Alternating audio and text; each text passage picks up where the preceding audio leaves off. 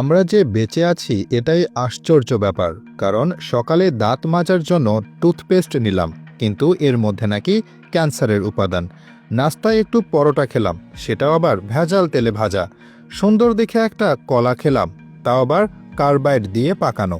চাঙ্গা হওয়ার জন্য এক মগ কফি নিলাম, সেটাই নাকি কফির গুঁড়ো কম, তেঁতুল বীজের গুঁড়ো বেশি। কাঁচা বাজারে গেলাম টাটকা শাকসবজি কেনার জন্য, কিনবো কি, সব তো হাইব্রিড সার দিয়ে ফলানো। মশলা আর হলুদ গুঁড়ো নিলাম, ওতে আবার লেড আর ক্রোমাইড কেমিক্যাল মেশানো। সয়াবিন তেল দিয়ে রান্না করব, সেই তেলের অর্ধেকই নাকি পাম অয়েল মেশানো। মাছ মুরগি খাবো, কিন্তু সেগুলোকে ভেজাল পোলট্রি ফিড খাইয়ে বড় করা হয়। গরমের দিনে একটু তরমুজ খেতে মন চাইলো, সেটা নাকি পটাশিয়াম পারম্যাঙ্গানেট দিয়ে লাল করা। বাচ্চাকে আমলিচু খাওয়াবেন, ওগুলোতে আবার ফরমালিন দেওয়া।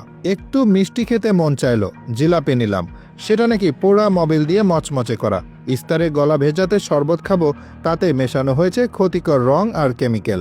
খেজুর কিনলাম, চড়া দাম নিয়ে ধরিয়ে দিল 3 নম্বরই খেজুর।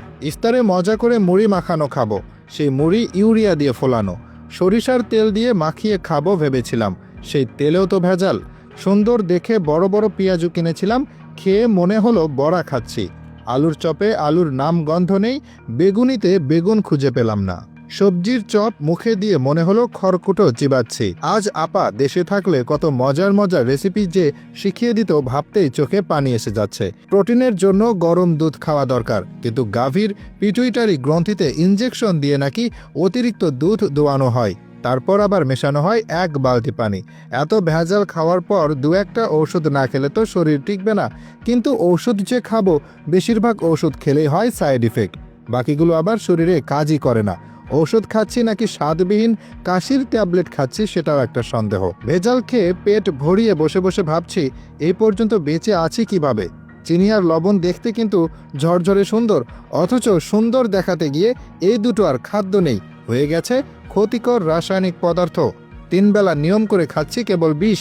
হাতের জীবাণু দূর করার জন্য হ্যান্ড স্যানিটাইজার মাখবো, সেটাও নাকি নকল। পানি দিয়ে হাত ধোবো, সেই পানির সাথে আসে দানা দানা ময়লা।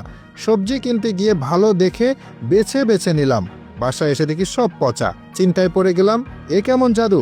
ব্যবসায়ীরা কি মানুষ নাকি এলিয়েন? এখন মানুষের ইমানেও দেখি ভেজাল, আগাগোড়া মানুষের মধ্যেই ভেজাল। দুর্নীতির মধ্যে দুর্নীতি, তার মধ্যে আবার দুর্নীতি।